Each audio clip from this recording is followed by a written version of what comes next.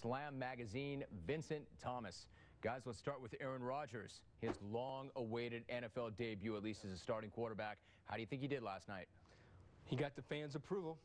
I just can't believe it. Packer fan continues to amaze me. I mean, you would think, after all this, that there might be some Brett Favre hangover there.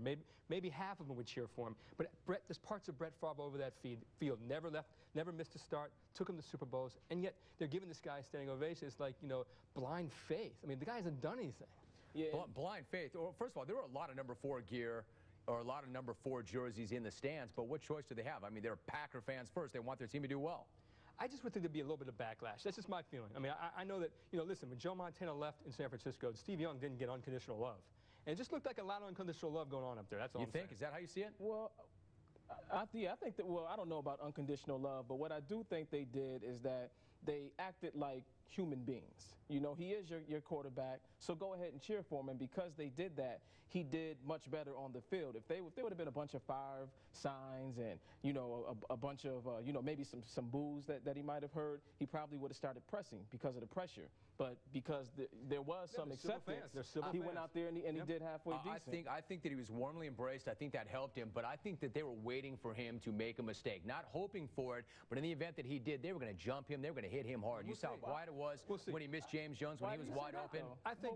Why do you think that? Why do I think that? Yeah.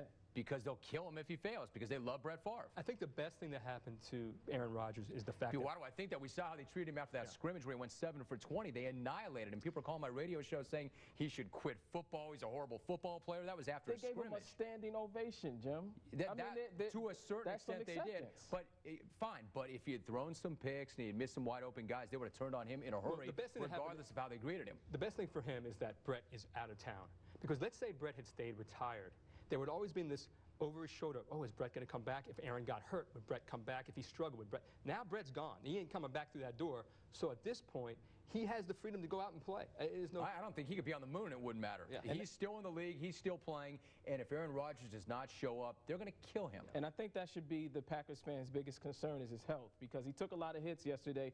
The one thing that you could count on with Brett Favre is that he was gonna suit up on Sunday. And unless he starts, you know, showing that he has more pocket presence, that they can run into some problems. Okay, guys, let's go to topic number 2. Speaking of Brett Favre, but instead of hitting that angle, what about Laveranues Coles? Now, Tom, Laveranues Coles had a rough day of practice yesterday when a fan said after Brett Favre overthrew him that Chad Pennington couldn't have thrown it that far. He got real upset. He turned on him and hit him with an expletive. This is the same guy that really doesn't even want to do any interviews and talk about Brett Favre. I understand Pennington was his guy, but what's going on? Laveranues Coles, I know him a little bit in the past, and he is not happy unless he's miserable. This is who he is. He has a little chip on his shoulder. There's conspiracy theories everywhere. But you're right. Chad Pennington was his guy. When all else failed in the pocket, Chad Pennington got the ball to Laveranues Coles. Now, it's time to get over it, like you said. I mean, you know, he's moping around. He's sitting by himself.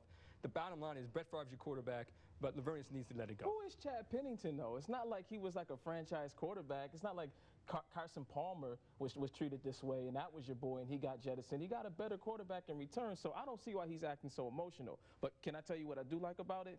Is the fact that on the receiving end of this is Brett Favre. And for most of my life, there's been consensus deification when it comes to Brett Favre. He can do no wrong. And over the past couple of months, he's suffered human interaction like all of us do. You know, rejection, skepticism. Did the Packers do him wrong, or did he do the Packers wrong? Brett Favre? Favre. I think they both did each other wrong. Is that copping out? It's good enough. It's good enough. It works for me.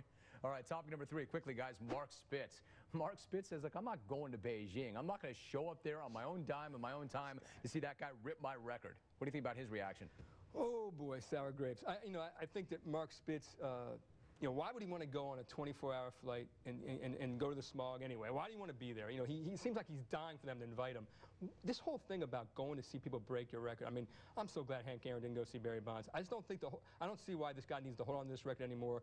Great, you're an icon, but just let it go. I don't see why he needs to. See, I'm a Gen X guy, and what's starting to irk me are these baby boomers that just don't want to hop on board and, you know, accept and applaud achievement. You got Mercury Morris, you know, doing raps with his Richard Roundtree fro, you know, when the Pats are going through an undefeated season. You got you know, the Rev, Jesse Jackson, you know, whispering about what he wants to do to Obama on Fox. It's like, get on board. Phelps is an incredible athlete. He's going to break your record. If you wanted to be in Beijing, you could have. You didn't want to, so just sit there and watch your record get broken. I don't think that he's looking to hate on the guy. I don't think he wants him not to rip it. I think he just wants to be asked. We'll pick that up tomorrow. Yeah. Good job. When we come back, we get my final burn on a shocking development in Detroit. Gary Sheffield is